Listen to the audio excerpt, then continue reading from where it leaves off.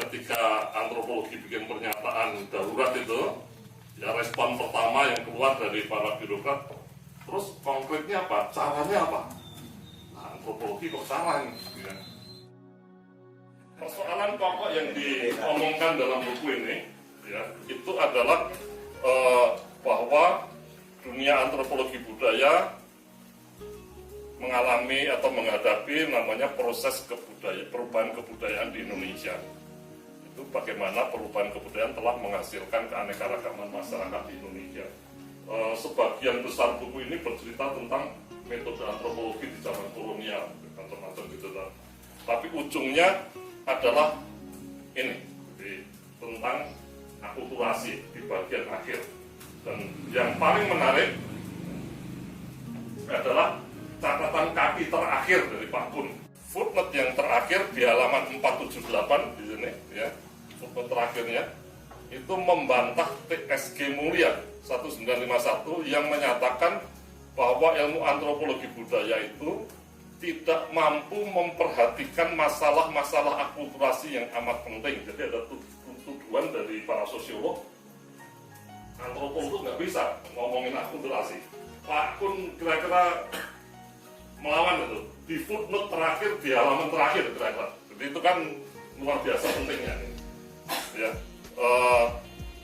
Dan hanya ilmu sosiologi ataupun ilmu etnososiologi yang mampu memecahkan soal-soal akulturasi.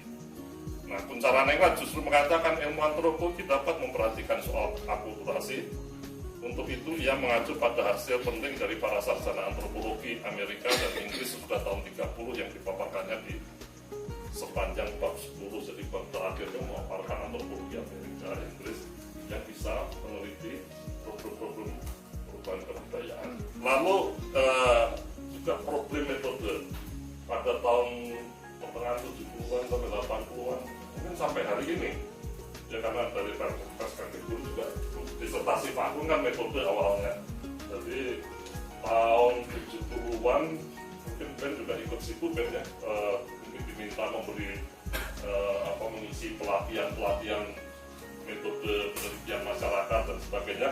Nah, Pak Kun pada tahun 73 mengeluarkan buku ini, metode penelitian masyarakat, ketika survei mulai masuk di Indonesia, belum menjadi bahan untuk pemilu atau pilkada gitu ya. Masih survei betul-betul untuk kepentingan riset-riset sosial. Dan lalu ini penting ini ya, penduduk Irian Barat ini.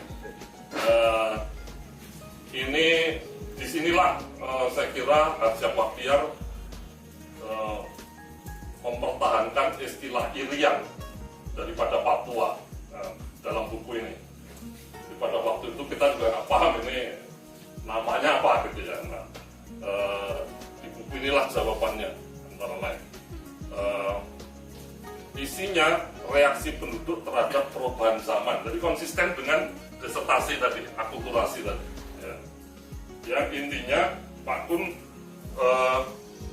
saya kira melihat setelah Perang Dunia kita akan mengalami krisis akulturasi, jadi perubahan kebudayaan yang menimbulkan krisis pada masyarakat tempatan. Nah, krisis dalam arti bahwa segala yang kita miliki, pengetahuan budaya yang kita miliki, ya cukup tuh untuk menghadapi perubahan. Ya. Seperti hari ini, ya, kita merasa ketika globalisasi ini, Pancasila nggak cukup. Laki-laki yang dipakai merespon globalisasi hanya sila 1 sama sila terakhir. Ya. Ribut soal keadilan. Kalau nggak merasa adil ini akibat dari kelakuan kita di sila 1.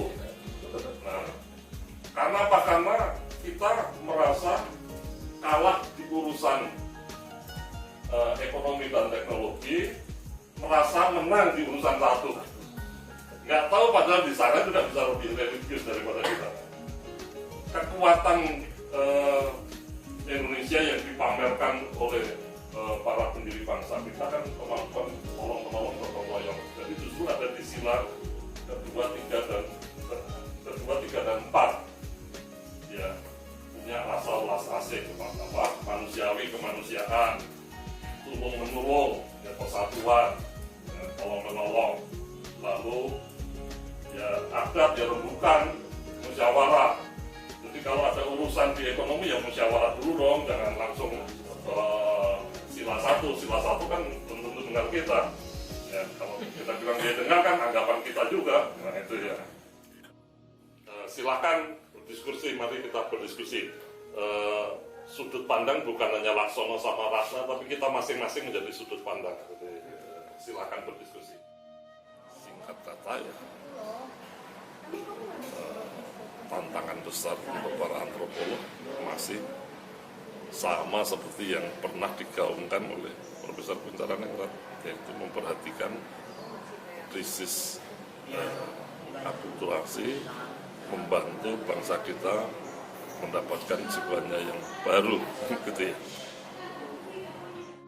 Antropolog dipandang untuk lebih peka, lebih luas wawasannya melihat proses-proses sosial yang begitu kompleks di sini.